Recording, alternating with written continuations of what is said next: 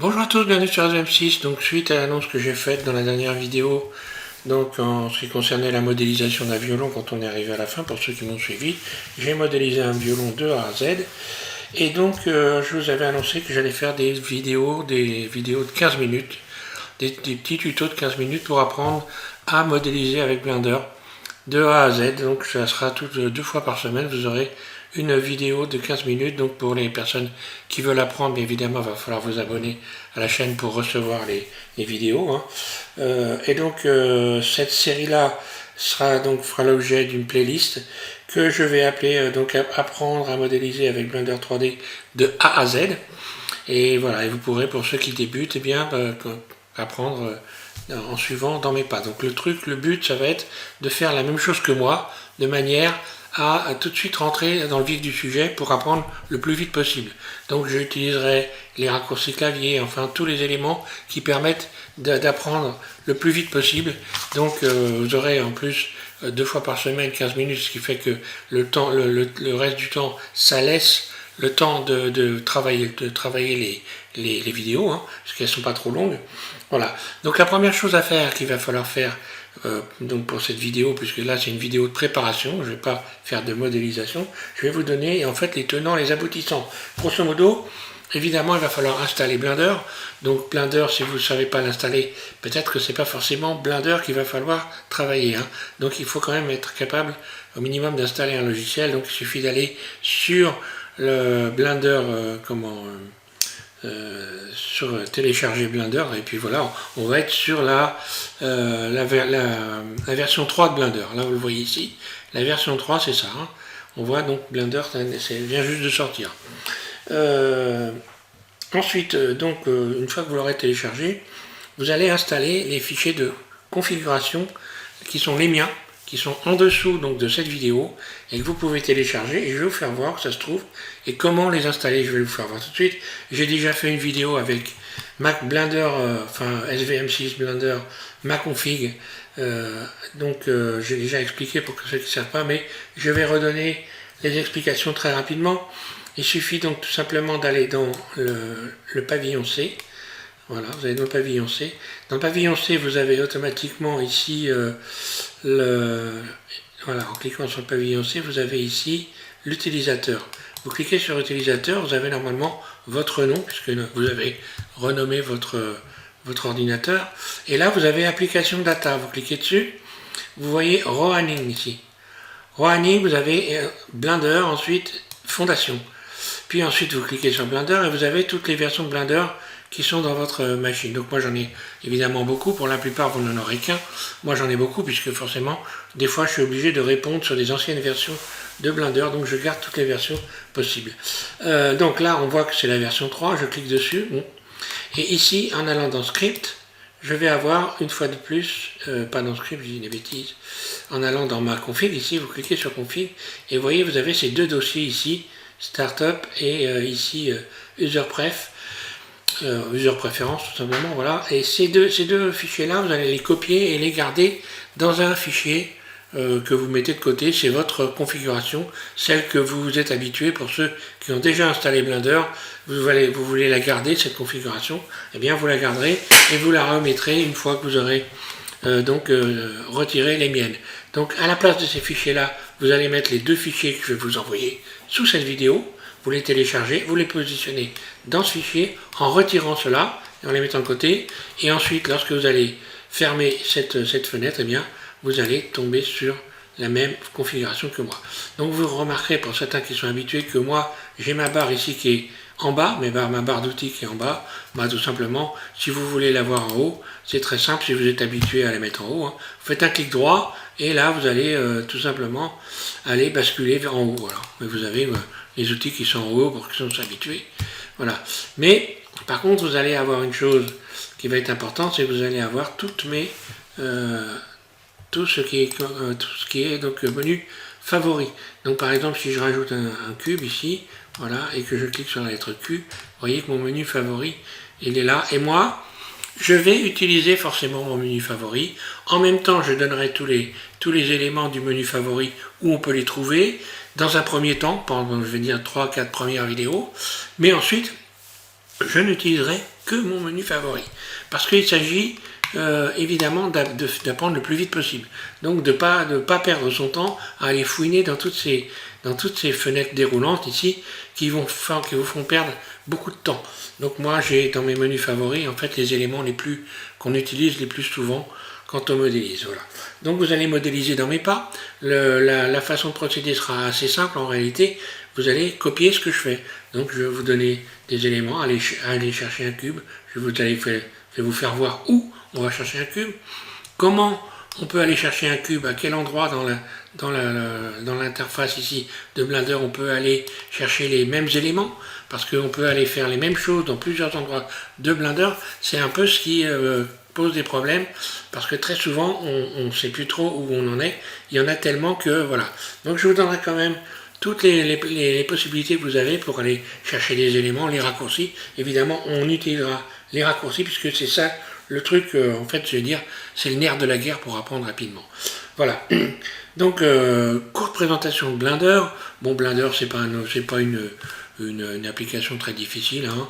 Quoi qu'on en dise, en fait, là, on a vraiment l'impression qu'il y a beaucoup d'outils, que c'est très compliqué. En réalité, pas du tout.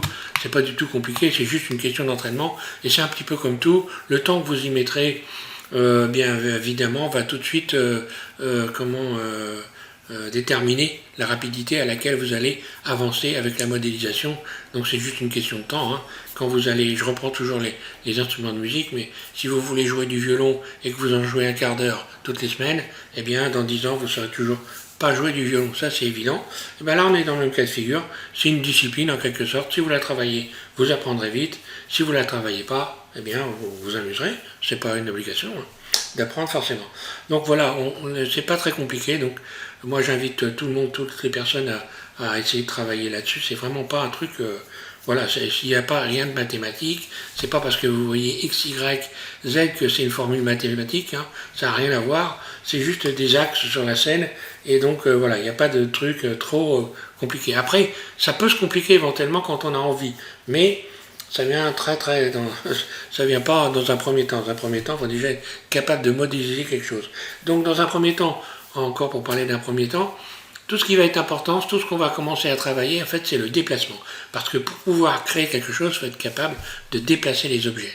Si vous ne pouvez pas déplacer les objets, ceux qui composent les objets, d'ailleurs, quand on va, vous voyez ici, dans un mode d'édition, ici, on voit qu'un objet est constitué de beaucoup d'éléments, des vertices. On peut aussi sélectionner des faces, on peut sélectionner des arêtes, hein. Ça n'a rien de, voilà, c'est pas mathématique, hein. Voilà, c'est un cube, ça des arêtes, tout le monde a appris ça à l'école. Voilà, et donc il faut pouvoir déplacer déplacer tous les éléments en étant parfaitement conscient de l'endroit où se situe l'élément que vous avez déplacé.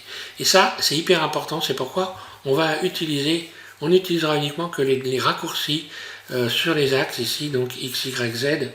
On utilisera les raccourcis pour s'apprendre tout de suite à gérer ce qui est important de pouvoir gérer, quoi.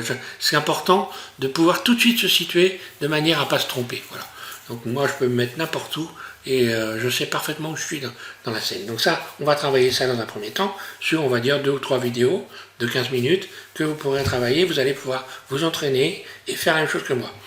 Donc au sujet évidemment des abonnements, ben, évidemment si vous voulez recevoir les vidéos, avoir si vous voulez avoir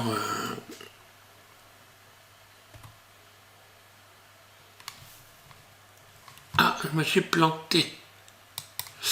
Oui, donc si vous voulez savoir quand est-ce qu'il y a des vidéos qui arrivent, évidemment il faut vous abonner à la chaîne et surtout ne pas cocher, ne pas recevoir les commentaires, hein.